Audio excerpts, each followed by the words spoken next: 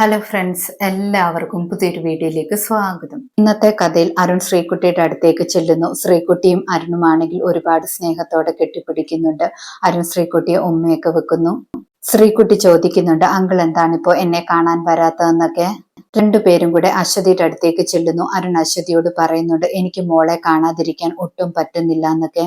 എന്തിനാണ് എന്നെ ഇങ്ങനെ ഒഴിവാക്കുന്നതെന്നൊക്കെ ചോദിക്കുന്നുണ്ട്. അശ്വതി അപ്പോൾ പറയുന്നുണ്ട്, വേറൊരു പെണ്ണിന്റെ കണ്ണിന് ഞാൻ കാരണം വീഴാൻ സമ്മതിക്കത്തില്ല എന്നൊക്കെ പറയുന്നു. അതുകൊണ്ട് ഇനി ഞങ്ങളെ രണ്ടുപേരെയും കാണാൻ ശ്രമിക്കരുതെന്നൊക്കെ പറയുന്നു. ശ്രീകുട്ടിയെ ഞാൻ പറഞ്ഞ് മനസ്സിലാക്കിക്കൊള്ളാമെന്നൊക്കെ പറയുന്നു. അതിനുശേഷം അശ്വതിയാണെങ്കിൽ ശ്രീകുട്ടിയും കൂട്ടിയിട്ട് പോകാൻ ശ്രമിക്കുന്നു. ശ്രീകുട്ടി അപ്പോൾ പറയുന്നുണ്ട്, അങ്കിളിന്റെ കൂടെ നമുക്ക് കാറിൽ പോകാമെന്നൊക്കെ. അശ്വതി പക്ഷെ സമ്മതിക്കുന്നില്ല. അശ്വതി ശ്രീകുട്ടിയെ പിടിച്ചു വലിച്ചു കൊണ്ടുപോകുന്നു. അശ്വതി ശ്രീകുട്ടിയും കൂട്ടി ഓട്ടോയിൽ കയറി പോകുന്നു. അരുണാണെങ്കിൽ അത് കാണുമ്പോൾ ഒരുപാട് സങ്കടമാകുന്നു. വസുന്ധരാമ്മയും ആനന്ദവർമ്മയും ഐശ്വര്യയും ഹോസ്പിറ്റലിലേക്ക് ചെല്ലുന്നു. അഖിലിനോട് ചോദിക്കുന്നുണ്ട് മോൾക്ക് എങ്ങനെയുണ്ടെന്ന്. ആ സമയത്ത് ഡോക്ടർ അവിടേക്ക് വരുന്നുണ്ട്. ഡോക്ടറിനോട് അന്വേഷിക്കുന്നുണ്ട് എങ്ങനെയുണ്ടെന്ന്. ഡോക്ടർ അപ്പോൾ പറയുന്നുണ്ട്, ശ്യാമയുടെ കാര്യം ഒന്നും പറയാറായിട്ടില്ലെന്നൊക്കെ. ശ്യാമയെ ഞങ്ങൾ രക്ഷിക്കാൻ നോക്കുന്നുണ്ട്, പക്ഷെ കുഞ്ഞിന്റെ കാര്യം ഒന്നും പറയാൻ പറ്റില്ല എന്നൊക്കെ പറയുന്നു.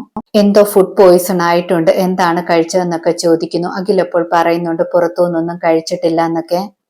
വസുന്ധരാമ അപ്പോൾ പറയുന്നുണ്ട്, ഞാൻ ഓട്സ് ആണ് മോൾക്ക് കൊടുത്തത്, അതിൽ പോയിസൺ ഒന്നും ഇല്ലെന്നൊക്കെ പറയുന്നു. ഞങ്ങളെ കൊണ്ട് പറ്റുന്നത് പോലെയൊക്കെ ശ്രമിക്കാമെന്നൊക്കെ പറഞ്ഞിട്ട് ഡോക്ടർ അകത്തേക്ക് പോകുന്നു. വസുന്ധരാമയ്ക്കാണെങ്കിൽ പെട്ടെന്ന് തല ചുറ്റുന്നുണ്ട്. വസുന്ധരാമയെ പിടിച്ച് കസേരയിൽ ഇരുത്തുന്നു.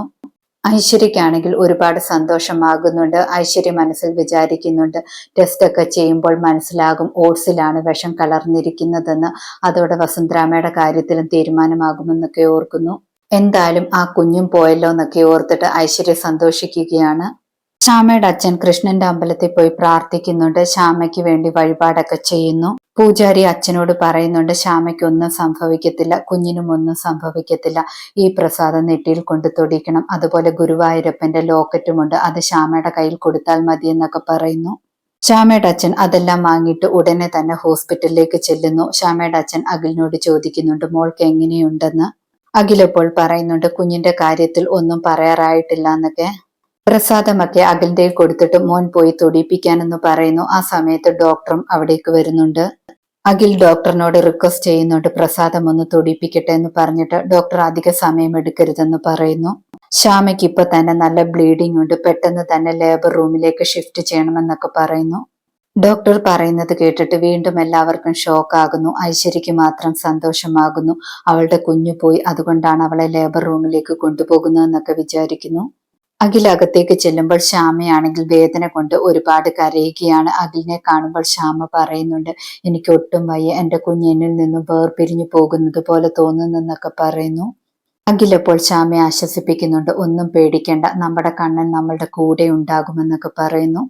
അമ്പലത്തിലെ പ്രസാദം ശ്യാമയുടെ നെറ്റിയിൽ അഖിൽ തൊട്ടുകൊടുക്കുന്നു. അതിനുശേഷം ലോക്കറ്റ് ആണെങ്കിൽ ശ്യാമയെ ഏൽപ്പിക്കുന്നുണ്ട്. ഒന്നുകൊണ്ടും പേടിക്കേണ്ട, താൻ ധൈര്യമായിട്ടിരിക്കാനെന്നൊക്കെ പറയുന്നു. ശ്യാമ കരഞ്ഞു കരഞ്ഞ് ബോധം കെട്ടുപോകുന്നു. ആ സമയത്ത് ഡോക്ടർ അവിടേക്ക് വരുന്നുണ്ട്.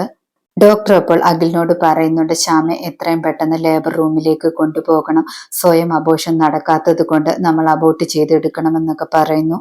കുഞ്ഞിനെ എന്തായാലും രക്ഷിക്കാൻ പറ്റുമെന്ന് തോന്നുന്നില്ല, ശ്യാമയെങ്കിലും രക്ഷിക്കണ്ട എന്നൊക്കെ പറയുന്നു. അഖിലപ്പോൾ ഞങ്ങളുടെ കുഞ്ഞെന്ന് പറഞ്ഞ് ഡോക്ടറിനോട് സങ്കടം പറയുന്നുണ്ട്. ആ സമയത്ത് ഡോക്ടർ പറയുന്നുണ്ട്, നിങ്ങളൊക്കെ പഠിപ്പുള്ളവരല്ലേ, കാര്യങ്ങൾ മനസ്സിലാക്കാൻ ശ്രമിക്കൂ എന്നൊക്കെ പറയുന്നു. ഡോക്ടർ പറയുന്നത് കേട്ട് അഖിൽ ഒരുപാട് സങ്കടത്തോടെ നിൽക്കുകയാണ്.